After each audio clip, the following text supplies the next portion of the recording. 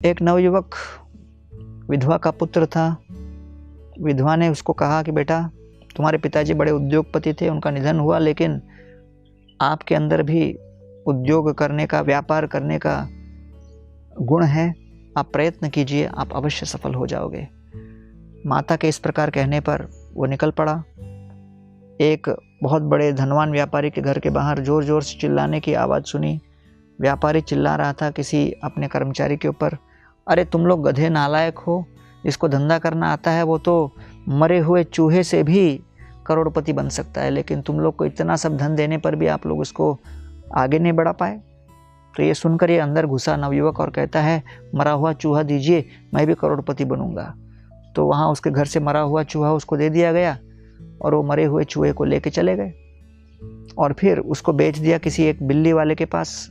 जिसके पास बिल्ली थी उसने चूहा खरीद लिया, पैसे दिए, पैसे से उसने कुछ चने खरीदे, चने से सत्तू बनाकर लोगों को खिलाने लगे जल के साथ, और फिर उस धन से और कुछ लकड़ी खरीदे, लकड़ी का व्यापार किया, उससे जो धन आया उससे और सत्तू खरीदा और फिर और लकड़ी खरीदा। इस प्रकार उनका व्यापार बढ़ता चला गया और बढ़ने के बाद एक दिन वो करोड़पति बन गए।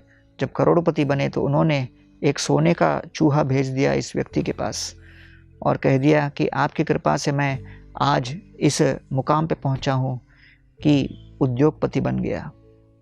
इसलिए अहोबकीयम स्तनकालकूटम जिगांसयापि अपि असाधवी लेभे गतिम धात्री उचितम ततोन्यत कम्बा दयालुम शरणम ब्रजेम।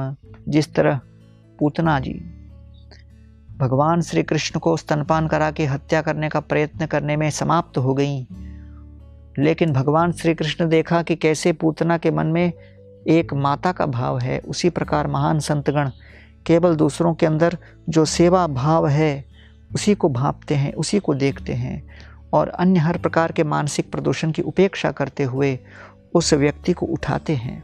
हमें भी चाहिए कि पूरे ब्रह्मांड में जो हमारे मिशन को संपन्न करने के लिए सकारात्मक तत्व हो, उनको हम ढूंढ निकालें। ये न सोचें कि भोजन के विविधता के ऊपर हमारा पेट भरता है। नहीं, जितना भूख होगा उतना ही भोजन स्वादिष्ट लगेगा और क्षुधा का निवारण होगा। उसी प्रकार गुरु को दोष दे के लाभ नहीं, हमें देखना है कि इस जगत के हर तत्व से हम ज्ञान ले सकते हैं, दिशा ले सकते हैं, अगर इस ज्ञान को लेने की भूख हो तो। इसलिए ये उत्तरदायित्व ज्ञान प्राप्त करने का शिष्य का है और देने का गुरु का, लेकिन शिष्य का उत्तरदायित्व अधिक महत्वपूर्ण है और उसके इच्छा और उसके उत्सुकता के आधार पर ही वो इस ज्ञान को सफलतापूर्वक अर्जन करने में सक्षम हो सकता है।